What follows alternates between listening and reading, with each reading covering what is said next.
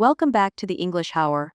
Today, I'm joined by Jacob, and we're going to have an extended, in-depth conversation to help you improve your English through natural dialogue. Thanks, Sophia. I'm excited to be here and share lots of useful English tips and conversation practice with everyone. Let's start by talking about daily routines. Jacob, what's your typical day like? Well, I usually wake up around 7 a.m., have some coffee, and then I go for a short jog to wake myself up. That sounds healthy. What do you do after jogging?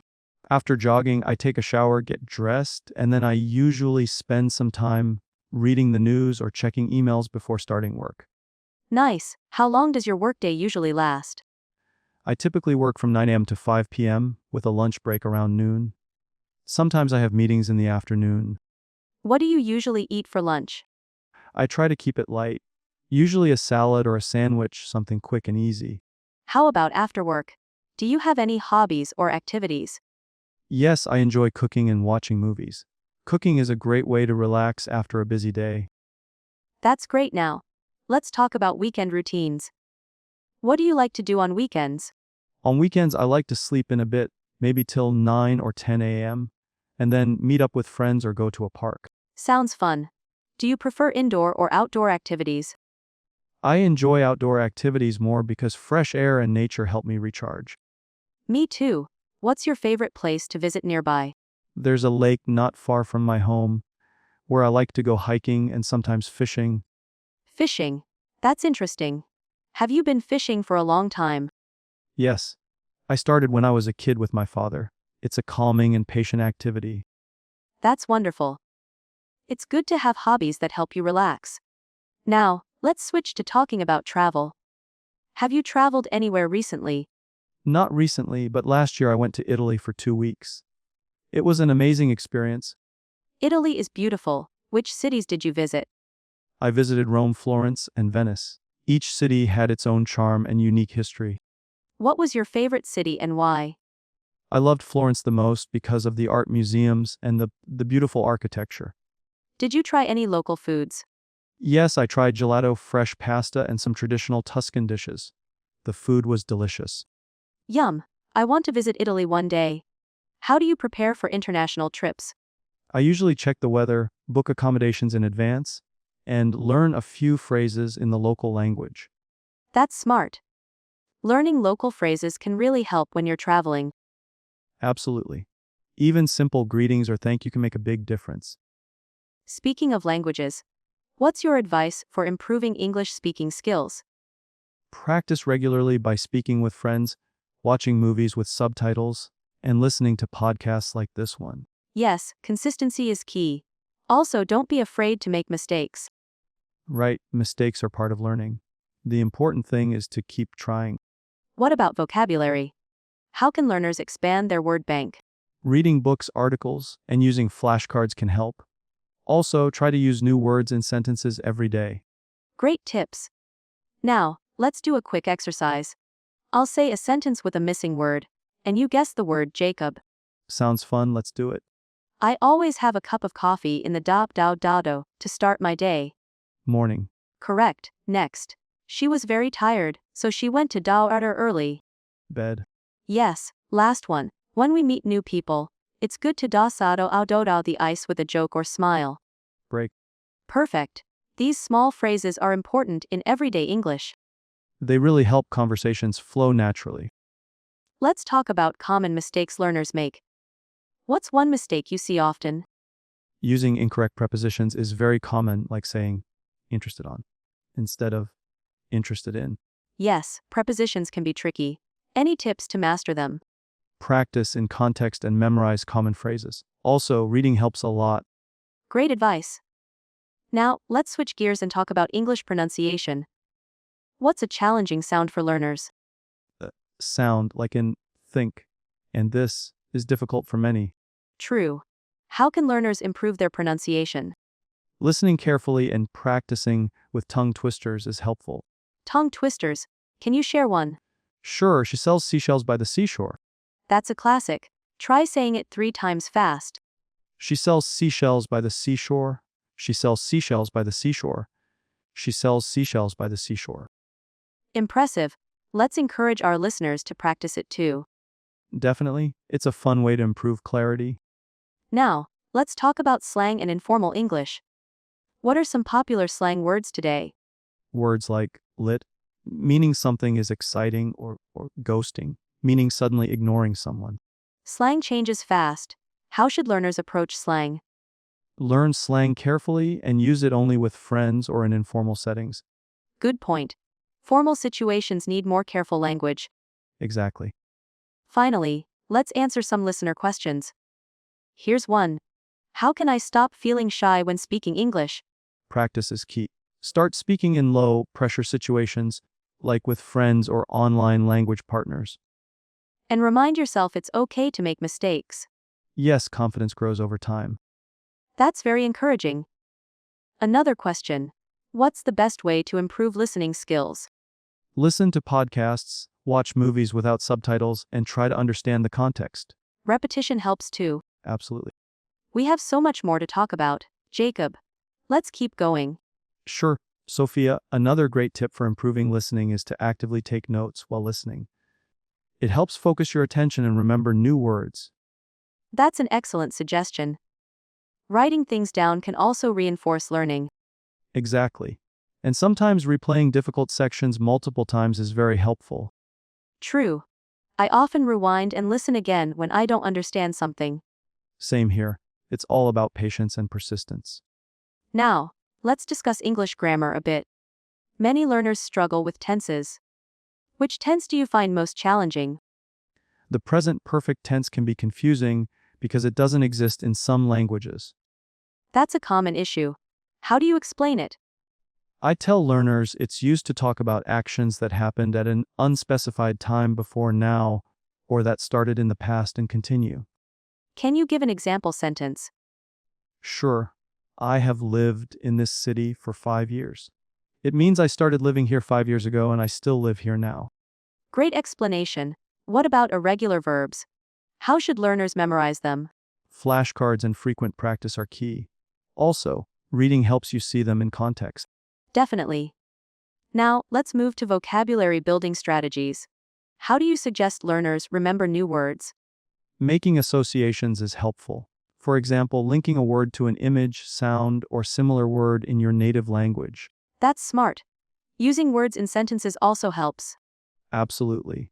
The more you use a word, the better you remember it. Let's do a vocabulary exercise. I'll say a new word, and you try to use it in a sentence. Ready? The word is enthusiastic. I was enthusiastic about starting my new job last week. Perfect. Next word, challenge. Learning English can be a challenge, but it's very rewarding. Excellent. Last word, opportunity. Traveling abroad gave me the opportunity to practice English with native speakers. Wonderful sentences, Jacob. Now, let's talk about idioms again. They're fun but tricky for learners. Yes, idioms often don't make sense if translated literally. Exactly. Can you share a favorite idiom and its meaning? One of my favorites is under the weather, which means feeling sick. Good one. Here's another. Once in a blue moon. Meaning something happens very rarely. Those expressions really add color to conversations. They do. Let's try creating short dialogues using idioms. Great idea. I'll start, I'm feeling under the weather today, so I won't come to the party. Nice. Here's mine. He only calls me once in a blue moon. So I was surprised to hear from him yesterday. Perfect examples. Now let's discuss phrasal verbs. They can be confusing too. Yes. Can you explain what phrasal verbs are? They are verbs combined with prepositions or adverbs that create a new meaning, like give up, meaning to quit. Can you give more examples? Sure, look after, means to take care of, and run into, means to meet someone unexpectedly. Very useful. How do learners practice phrasal verbs? By reading, listening, and trying to use them in sentences or conversations. Excellent. Now, switching topics, let's talk about cultural differences in language. That's interesting because sometimes expressions or gestures differ between countries. Right. For example, saying, "How are you?" is a common greeting but often not meant to be answered in detail. Exactly. In some cultures, it's just polite small talk. That can confuse learners who expect a full response. Yes, understanding cultural context is important for effective communication. Totally agree. Now, let's move on to discussing tips for passing English exams. One tip is to practice all four skills: reading, writing, listening, and speaking. Also, familiarizing yourself with the exam format helps reduce anxiety. Time management during exams is crucial too. Absolutely. What about speaking exams? Practicing with a partner and recording yourself can boost confidence. Great advice. How about writing exams? Planning your essay before writing and reviewing for mistakes helps a lot. Wonderful tips, Jacob. Let's continue talking about English learning resources next. Sure, Sophia, there are so many great resources online nowadays. For example, websites like BBC Learning English and apps like Duolingo are really helpful. Yes, and YouTube channels like this one provide valuable listening practice as well. Podcasts, audiobooks, and language exchange platforms are also fantastic for immersive learning. Definitely. Have you ever used language exchange apps? Yes, I have. They're a great way to practice speaking with native speakers and make new friends. That's true. How do you recommend learners choose the best resources for their level? I suggest starting with beginner-friendly materials and gradually moving to more advanced content. So, building a strong foundation first. Exactly. And don't be afraid to challenge yourself a bit as you progress. Good point. What about books? Do you recommend reading English books? Absolutely. Reading helps improve vocabulary and grammar naturally. What types of books are good for learners? I recommend starting with graded readers, which are adapted for different English levels. And as learners get better, they can try novels, newspapers, or magazines. Yes, reading a variety of materials helps you see different styles and vocabularies. How important is it to write regularly? Writing regularly is crucial. It helps you organize your thoughts and use new vocabulary actively. What are some simple writing exercises learners can do? Keeping a daily journal or writing short essays on familiar topics are great ways to practice. That sounds manageable for most people. Definitely. And sharing your writing with others for feedback can accelerate learning. Feedback is so important. It helps you know what to improve. Yes, and don't get discouraged by mistakes, see them as learning opportunities. Exactly. Let's talk about motivation now. How can learners stay motivated over the long term? Setting clear, achievable goals is key. For example, aiming to learn 5 new words a day. I like that. Small goals add up quickly. Also, celebrating your progress keeps your spirits high. What about dealing with frustration? Taking breaks, changing learning methods, or trying fun activities like language games can help. That's great advice. Mixing things up prevents burnout. Exactly, learning should be enjoyable. Totally agree. Now, let's talk about English for work or business. What tips do you have for learners in that area? Focus on formal vocabulary, email writing skills, and presentation language. Practicing common phrases used in meetings is useful too. Yes, and learning polite expressions and how to agree or disagree diplomatically. Communication skills are essential for career growth. Absolutely. Many companies also value good listening and comprehension skills in meetings. How about writing professional emails? Use clear, concise language. Start with a polite greeting and end with a professional closing. Great tips. Any advice on networking in English? Practice small talk and prepare some questions to start conversations. That helps reduce nervousness. Definitely. And always follow up with a thank you message after meeting someone. Excellent advice, Jacob. Now, let's dive into common phrasal verbs used in the workplace. Sure, Sophia. Some common phrasal verbs in the workplace include follow up, carry out, and bring up. Can you explain follow up with an example? Of course, follow up means to check on something or someone after an initial contact. For example, I will follow up with the client tomorrow to confirm the meeting. Very clear. How about carry out? Carry out means to perform or complete a task. For example, we need to carry out the project plan by next week. And bring up. Bring up means to mention a topic in a conversation. Like, during the meeting, I brought up the issue of deadlines. Great examples. Are there other useful workplace phrasal verbs? Yes, set up means to arrange something, look into, means to investigate, and take over, means to assume control. Can you give examples for those? Sure, we will set up a conference call for Friday. The manager will look into the problem. She will take over the project while I'm on leave. Perfect. How can learners practice these phrasal verbs? Try creating sentences related to your job or role and use them in conversations or emails. That's practical. Now, switching gears, let's discuss common mistakes learners make at work.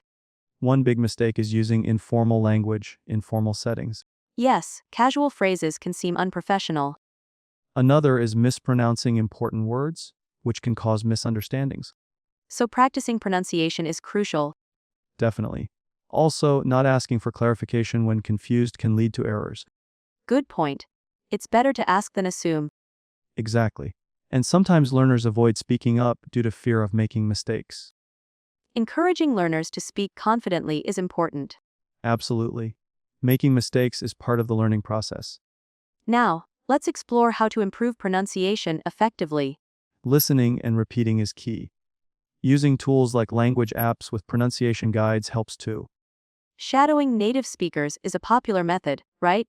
Yes, shadowing means listening to a phrase and immediately repeating it, matching the rhythm and intonation. That helps learners sound more natural. Exactly. Recording yourself and comparing it with native speakers also works well. Great advice.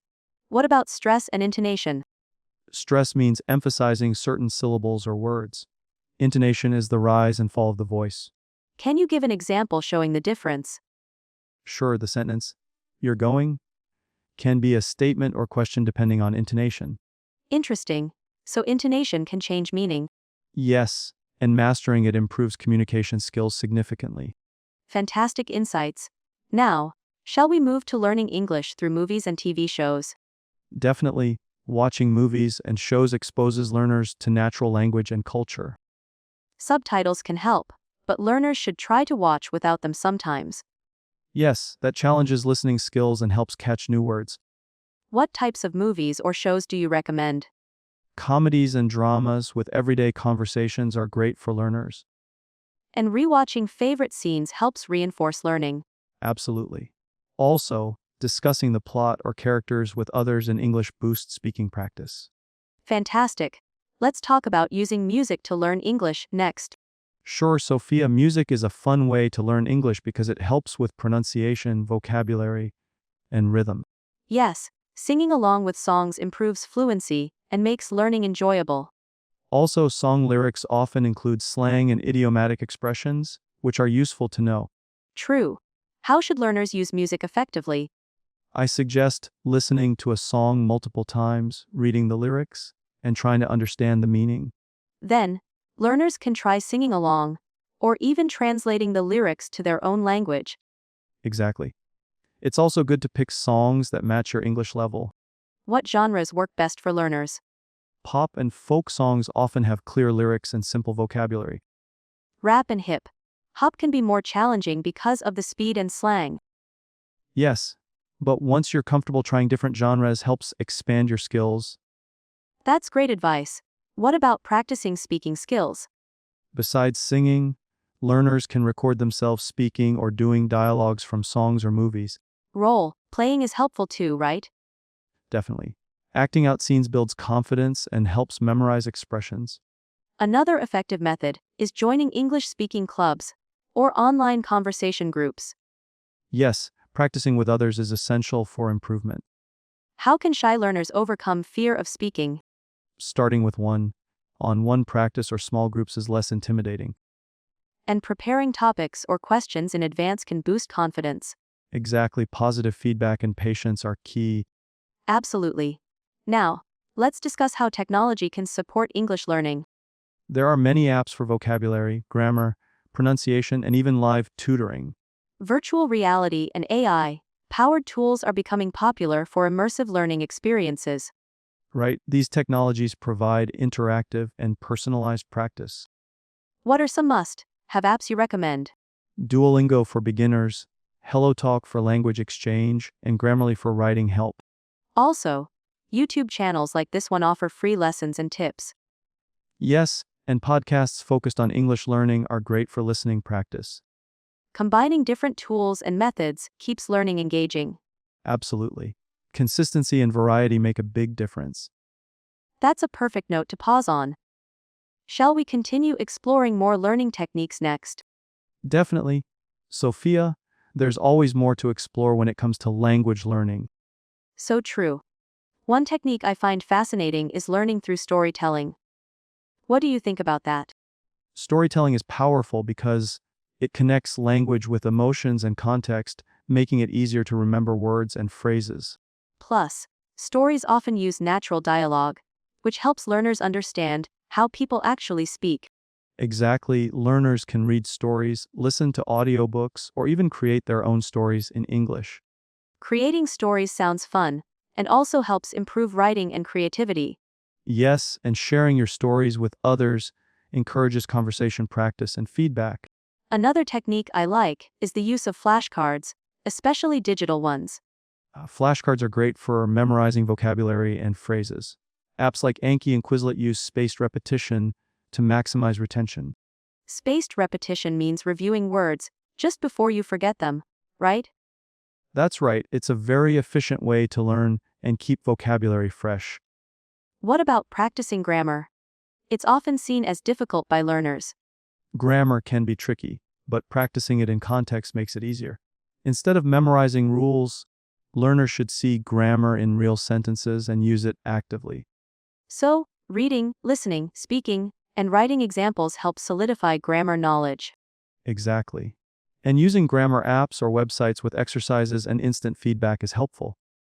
Do you think grammar drills are still useful? They can be, especially for beginners who need to build a foundation, but they shouldn't be the only method. That's a balanced view. Let's touch on cultural aspects of learning English. Understanding culture is important because language is deeply tied to culture.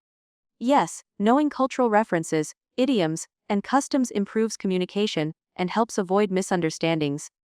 Watching movies, reading news, and interacting with native speakers gives learners cultural insights. Also, learning about holidays, traditions, and everyday etiquette in English speaking countries can be fascinating. Definitely. It adds richness to language learning and makes it more meaningful. Now, what advice do you have for learners preparing for English exams like IELTS or TOEFL? Preparation is key. Familiarize yourself with the exam format and practice all four skills: reading, writing, listening, and speaking. Time management is crucial during the exam too. Absolutely. Taking time practice tests helps build confidence and improve pacing. Using official materials and attending preparation courses can boost your chances of success. And don't forget to relax and get a good night's sleep before the test day. That's great advice, Jacob. Let's move on to the role of English in travel. English is often called the global language of travel. Knowing basic English phrases makes traveling easier and more enjoyable. Simple phrases for directions, ordering food, or booking hotels can make a big difference. Learning polite expressions and how to ask for help is also important. And being able to understand announcements and signs is helpful. For sure. Plus, using translation apps on the go is convenient, but having some English skills is always better. Agreed. Would you like to discuss any specific travel scenarios next? Yes, let's talk about airport and airplane English in our next segment. Great idea, Jacob. Airports can be confusing, so knowing key English phrases really helps. For example, when checking in, you might say, "I'd like to check in for my flight to London." Or if your luggage is lost, you could say, "My baggage didn't arrive. Can you help me find it?" At security, you might hear, "Please remove your shoes and place your belongings on the conveyor belt."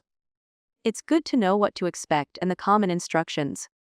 On the airplane, phrases like, "Could I have a blanket, please?" or "What time will we arrive?" are useful. And if someone wants to ask for the restroom, they can say, "Excuse me, where is the restroom?" Exactly. Also, knowing how to understand the safety instructions is important. Yes, listening carefully to the flight attendants is key, even if it's a little hard to catch everything. And don't hesitate to ask if you don't understand something. That's right. Being polite and clear helps a lot. After landing, you might need to ask for transportation. Where can I find a taxi? Or, is there a bus to the city center? These phrases help travelers navigate easily and reduce stress. Definitely. How about we explore hotel English next? Perfect. Checking in at a hotel usually starts with, I have a reservation under the name Jacob. If you want to ask about facilities, you can say, is breakfast included? Or, what time is checkout? Also, if you need extra towels or help with the Wi-Fi, it's good to know how to ask politely. Yes, like, could you please send extra towels to my room? And in case of any problems, the air conditioning in my room isn't working. Can you fix it? Great phrases. Travelers feel more confident when they can communicate basic needs. Absolutely. Practice makes perfect even for travel conversations. Shall we keep going with dining out in English speaking countries? Let's do it. Ordering food is a common challenge for travelers. Starting with, can I see the menu, please? Is always good. Then, when ordering, I'd like the chicken sandwich with a side salad. If you have dietary restrictions, you might say, I'm allergic to nuts.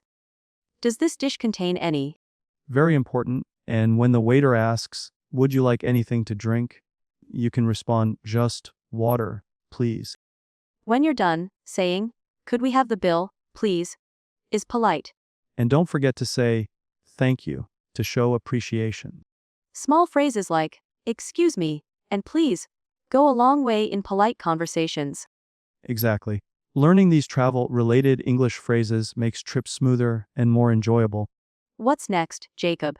Shopping, sightseeing, or something else? How about sightseeing? Knowing how to ask for directions or information at tourist spots is helpful. Great. Let's dive into common sightseeing phrases in the next part.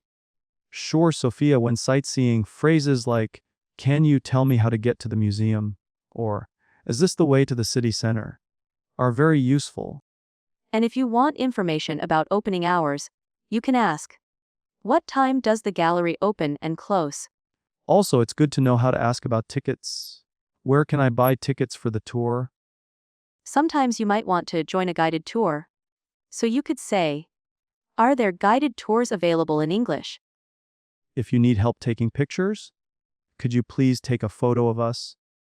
And when you're enjoying the view, saying, this place is beautiful, is a nice way to express yourself. Definitely. Using simple expressions helps you connect with locals and other travelers. What about asking for recommendations? Great point. You can ask, can you recommend a good restaurant nearby? Or, what are the must-see attractions here? That opens up opportunities to learn about hidden gems and local favorites.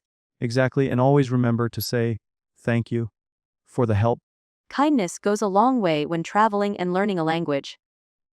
So true. Do you want to explore emergency phrases next? Those can be very important. Yes, emergencies happen, and knowing the right English phrases can be life-saving. For example, if you need medical help, you can say, I need a doctor, or, there's an emergency. If you lose your passport, I lost my passport. Where is the nearest embassy? And for safety, I've been robbed, or, please call the police. Learning these phrases before you travel is very smart. It gives peace of mind and better preparation. Shall we take a break here, or continue with more travel scenarios? I'm happy to keep going if you are. There's so much more to cover. Absolutely, Jacob. Let's keep going. Another important travel topic is using public transportation. What are some useful phrases for buses or subways? Good question, Sophia. When you're at a bus stop, you might ask, does this bus go to the city center? Or, what time does the next train arrive? And if you need to buy a ticket, you can say, one ticket to downtown, please. If you're unsure where to get off, can you tell me when we reach Main Street? Also, asking about schedules. What time is the last train tonight? Exactly. And in crowded places, polite phrases like, excuse me, may I get through, are useful. Yes, knowing how to ask for help from transit staff is important too. Where can I buy a transit pass? Using transportation smoothly helps travelers feel more confident and independent. Definitely. What about dealing with money and currency exchanges? That's crucial. When exchanging money, you can say, "What's the exchange rate for dollars to euros?" Or when paying, do you accept credit cards? And, can I have a receipt, please? Also, asking for prices. How much does this cost? Or, is there a discount for students? And it's good to know how to count money and understand coins and bills. Yes, practicing numbers and prices in English is very helpful for shopping and budgeting. This is great. Next, maybe we can talk about making friends while traveling. What do you think? Perfect. Meeting new people is one of the best parts of traveling. Starting conversations can be as simple as, "Hi, I'm Jacob. Where are you from?" Or asking about local customs. What's your favorite place to visit here? Sharing your travel experiences is also a great way to connect. Yes, and asking questions like, can you recommend a good cafe or event? Small talk topics like weather, food, and music help keep the conversation flowing. And don't forget to exchange contact details if you want to keep in touch. Technology makes it easy to stay connected with new friends. Social media messaging apps and even language exchange platforms are useful. That's a wonderful tip for making the travel experience richer and more rewarding. Absolutely ready to continue with more travel English topics.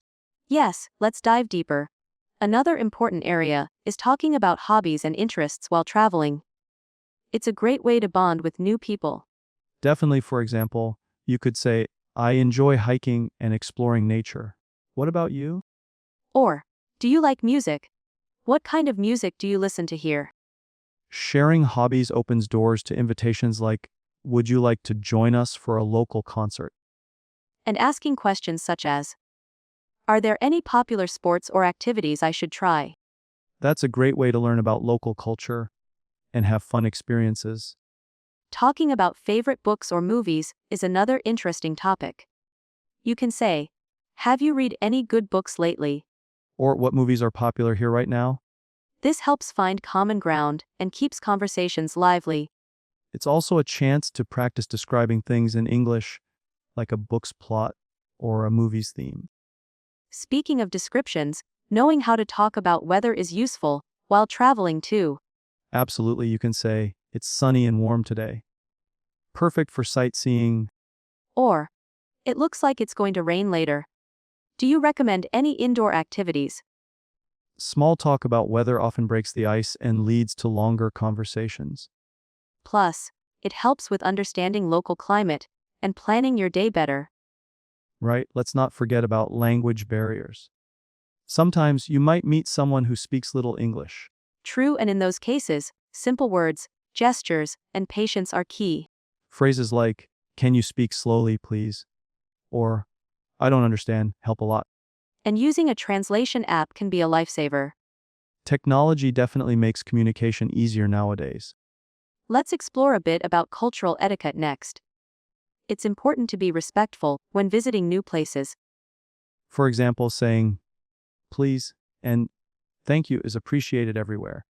And knowing when to use formal or informal language, depending on the situation. Also, understanding local customs, like greetings or dress codes, shows respect. Asking polite questions like, is it okay to take photos here? Is always good. Absolutely. Showing interest and respect to the culture enriches your travel experience. Now, what about emergency phone numbers? Do you know any common ones? Yes, it's helpful to know 901 in the US, 110 in Europe, and local equivalents. Saying, I need help, or call the police, in English can be crucial. Knowing basic medical terms like pain, allergy, or medicine can also save time. Preparing these phrases before your trip can make you feel safer.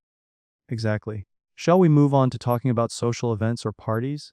Yes, meeting new people at social gatherings is fun and a great way to practice English. You might say, would you like to dance? Or, what kind of music do you like? And inviting others. Would you like to join us for a drink? Also, polite ways to decline like, thank you, but I don't drink alcohol. It's important to be polite and friendly in social settings. Social events also offer opportunities to learn slang or informal expressions, That's true. Like when someone says, "That's awesome," or "Let's hang out sometime." and you can respond with sounds good or I'd love to. These phrases make conversations more natural and fun. What about expressing feelings or emotions in English?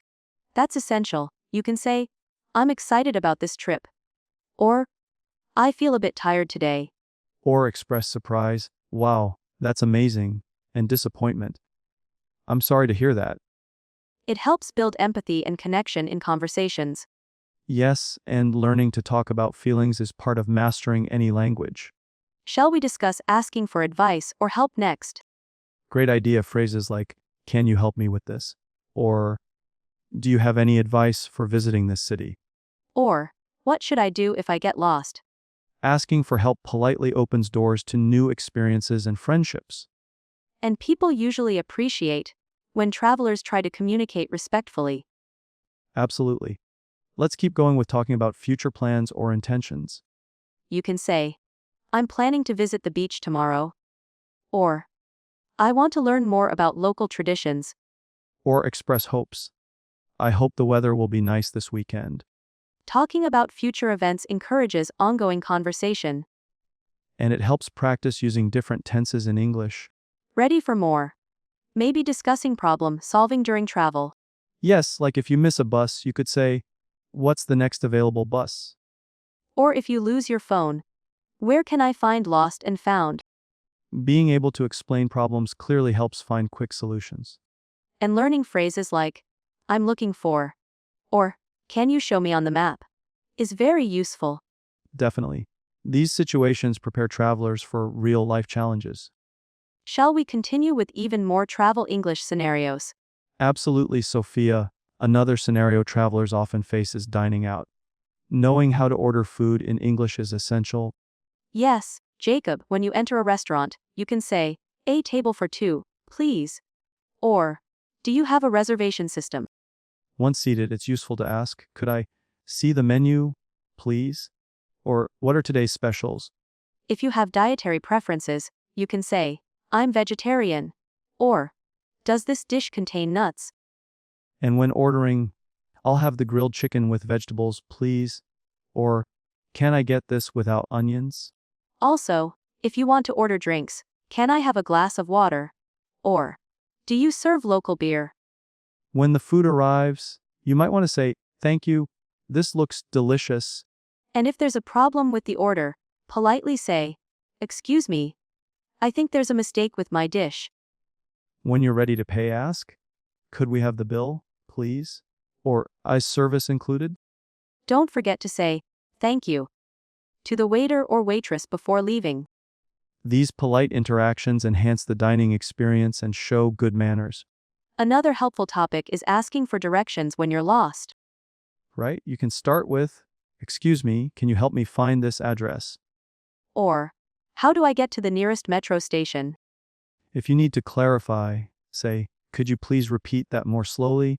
It's also useful to ask, "Is it within walking distance?" Or, "How long will it take to get there?" Sometimes locals might give complex instructions, so you can say, can you show me on a map? And always thank them with, "Thanks so much for your help." Definitely, politeness makes people more willing to assist. How about learning to shop for souvenirs? That's always fun for travelers. Yes, you can ask, how much is this? Or, can I try it on? Or, "Do you have this in a different size or color?" When bargaining is common, phrases like, is this your best price? Or, can you give me a discount? Are helpful. And after buying, "Can I have a bag, please?" Or, "Do you accept credit cards?" Knowing these phrases makes shopping smoother and more enjoyable. What do you think about talking on the phone while traveling? That's very useful. You might say, hello, I'm calling to confirm my reservation. Or, "Can I change my booking to a later date?" Also, could you please repeat that? If you don't hear well, And closing a call politely with, "Thank you for your help. Goodbye." phone conversations can be tricky, but practicing these phrases builds confidence.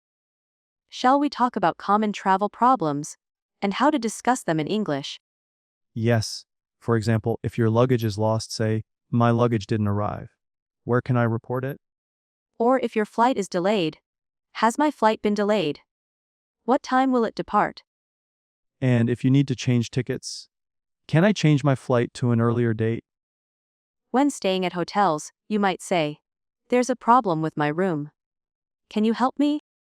Or is breakfast included with my room? Talking clearly about problems helps staff assist you quickly. Absolutely, good communication is key during travel challenges. What about practicing small talk in elevators or public places? Great idea, you can say. Is this your first time in this city? Or, the weather is lovely today, isn't it? Or commenting on something nearby. I love the view from this building. Small talk keeps interactions friendly and light. And it's a great way to practice casual English. Shall we move on to some useful idioms or expressions travelers might hear? Yes, for example, better late than never. When a flight arrives late. Or, break the ice, meaning to start a conversation. Hit the road means to start a journey. And, off the beaten path, refers to places less known or less touristy. Learning idioms adds color and fun to your language skills. Definitely, it also helps you understand native speakers better. Ready to explore more or take a short break? I'm ready to keep going. There's so much to cover for travelers learning English. Awesome, Jacob. Let's talk about how to describe places and landmarks while traveling. That's something every traveler needs to do. Absolutely, you can say, this castle is very old and has a lot of history. Or describe scenery like, the mountains here are breathtaking and covered in snow. Talking about landmarks helps you share your experiences with others. For example, I visited the famous museum downtown yesterday. And you can ask questions like, what's the best time to visit this place? Also, describing architecture. The buildings here have beautiful designs and colorful decorations. Don't forget to practice using adjectives like tall, wide, ancient, modern, peaceful, or crowded. Yes, adjectives make your descriptions more vivid and interesting. Let's move to talking about transportation options in a new city. Good one, you can ask, how do I get to the airport by bus? Or, is it cheaper to take the subway or a taxi? Also, where can I buy a ticket for the train? Knowing how to ask for transportation info saves time and money. And you can say, I'd like to buy a one-day travel pass, please. Or, does this bus stop near the hotel? That's very practical for daily travel plans. Now, talking about money and currency exchange is crucial too. Yes, you might ask, where can I exchange dollars for local currency? Or, what's the current exchange rate? Also, do you accept credit cards here? Or, is there an ATM nearby? Being confident with money. Related phrases avoids confusion. Definitely. It's always good to double check prices and fees. Let's explore how to talk about health and wellness while abroad. Very important, you can say, I don't feel well. Is there a pharmacy nearby? Or, I need to see a doctor. Can you recommend a clinic? Also, do you have medicine for headaches or allergies? Talking about symptoms clearly helps you get the right treatment. And saying, I'm allergic to peanuts, or I need a prescription is useful. Shall we discuss how to talk about cultural festivals and events? Yes, you can ask, are there any festivals happening this week? Or say, I'd love to join the local celebrations. Talking about festivals helps you understand traditions better. And you can say, what's the history behind this festival? That encourages locals to share interesting stories. Ready to explore more topics or take a quick pause? Let's keep going, Sophia. The more practice, the better. Great spirit, Jacob. Next, let's dive into how to express opinions and preferences while traveling. Perfect. You can say, I really enjoyed the food here, especially the spicy dishes. Or, I prefer traveling by train because it's more relaxing. When you want to disagree politely, say, I see your point, but I think the beach is better than the mountains. And to show strong liking, use phrases like, I absolutely love this city. Or, this museum is fascinating. For mild opinions, you can say, it's okay, but I expected more. Expressing your thoughts clearly helps you connect with others during your travels. It also improves your English conversation skills overall. What about talking about future plans and making arrangements? Very useful, for example. I'm planning to visit the national park tomorrow. Or, can we schedule a guided tour for next Monday? You might say, I'd like to book a hotel room for 3 nights. Or, is there availability for a city tour this weekend? Talking about future plans helps you stay organized. And asking questions like, what time does the tour start? Ensures you're prepared. Exactly, planning ahead reduces travel stress. Let's move on to emergency phrases everyone should know. Important topic. You can say, help, I'm lost, or call the police, please. Or, I need an ambulance immediately. Also, my passport was stolen, or I lost my wallet. Knowing these phrases could be life-saving in a crisis. And you can ask, where is the nearest hospital? Or, can you help me contact my embassy? That's why practicing emergency phrases is essential. Absolutely, Sophia. Now, how about talking about weather? It's a common conversation starter. Good one. You can say, it's sunny today, perfect for sightseeing. Or, it looks like it's going to rain later. You might also say, the weather is colder than I expected. And, I love the warm weather here compared to home. Talking about weather keeps conversations natural and easy. Plus, it helps you learn descriptive words. Shall we explore how to give and receive compliments while traveling? Yes, for example, your English is very good. Or, this city has beautiful architecture. When receiving compliments, you can say thank you. That means a lot. And if you want to compliment food, say, this dish is delicious. Compliments create positive connections with people. They make conversations warm and friendly. Ready to continue exploring more useful travel English topics? Absolutely. Let's keep this conversation flowing. Before we wrap up, Sophia, I think it's important to remind our listeners that practicing these phrases regularly will boost their confidence in real life situations. Absolutely, Jacob. Consistency is key. Even simple daily practice can make a huge difference. And don't be afraid to make mistakes. Every conversation is an opportunity to improve. Right, engaging with locals, watching English shows, and listening to podcasts like this one will help a lot. Plus, using apps to practice speaking and vocabulary can be very helpful. We hope our listeners found today's episode useful and feel more prepared for their travels. Remember, the goal is communication, not perfection. Thanks so much for joining me today, Jacob. It was a pleasure. Thanks, Sophia. I enjoyed it a lot and hope everyone listening feels inspired to keep learning. And to all our listeners, keep practicing, stay curious, and enjoy your English learning journey. Until next time, safe travels and happy learning. See you all in the next episode.